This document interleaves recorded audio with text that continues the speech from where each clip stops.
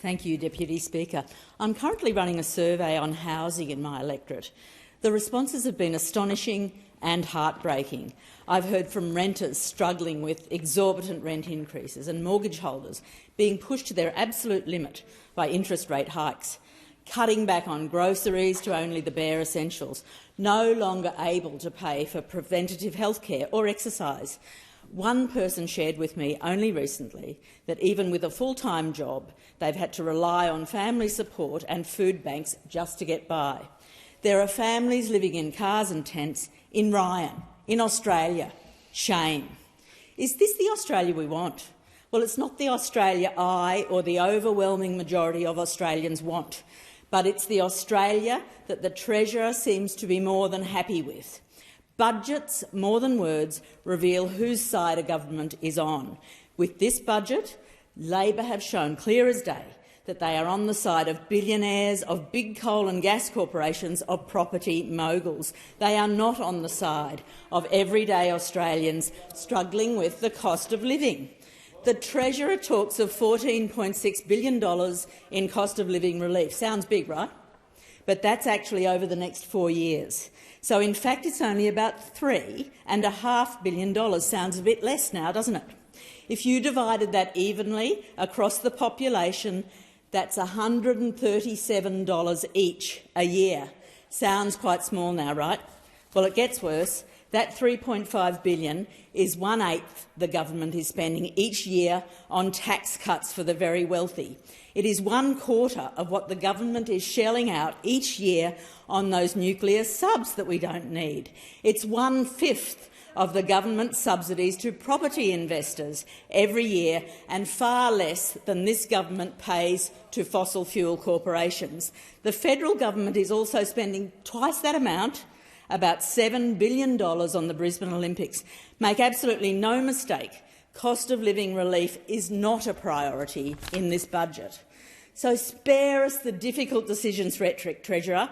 You didn't make difficult decisions in this budget. Difficult decisions are the ones millions of Australians are making every day, and your budget will not make any difference for those having to make those decisions. Your budget will change nothing for families having to choose between paying for groceries or filling up their car. None of the frankly tokenistic cost of living relief is going to help my constituent who told me they are under such severe mortgage stress that they can no longer afford meat for their family. An extra $1.15 in rent assistance a day is not going to help renters facing eviction after a $150 a week increase. But wow, congratulations on the surplus, Treasurer. Gold star. I'm sure that a surplus is really comforting to people out there on the brink of homelessness, people who are unable to afford anything more than the barest essentials at the supermarket, or people struggling to pay to heat their homes this winter. There's an alternative.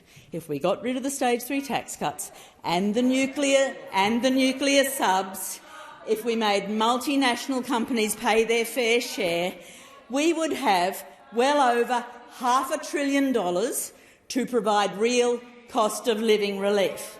And here's what we could do with that. Here's what we could do with it. We could invest $5 billion in public and affordable housing each year and build enough homes to ensure everyone has a secure place to live. Surely that's what we want, isn't it? We could wipe out all student debt.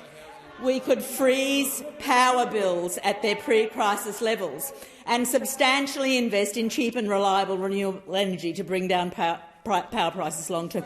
We could raise the aged pension and job seeker, as my colleague mentioned, over the poverty line. We could make public transport free for everyone. This is the money we could have. We could fully fund our healthcare system by putting dental and mental health into Medicare. We could fully fund our public schools and eliminate out-of-pocket costs for parents. The government wants you to believe that genuine help for struggling Australians is impossible. But ask yourself this. Why can they find the $368 billion for subs, $254 billion in tax cuts for the wealthy, but only $3.5 billion for cost of living relief? Why? Thank you. Thank you. Member for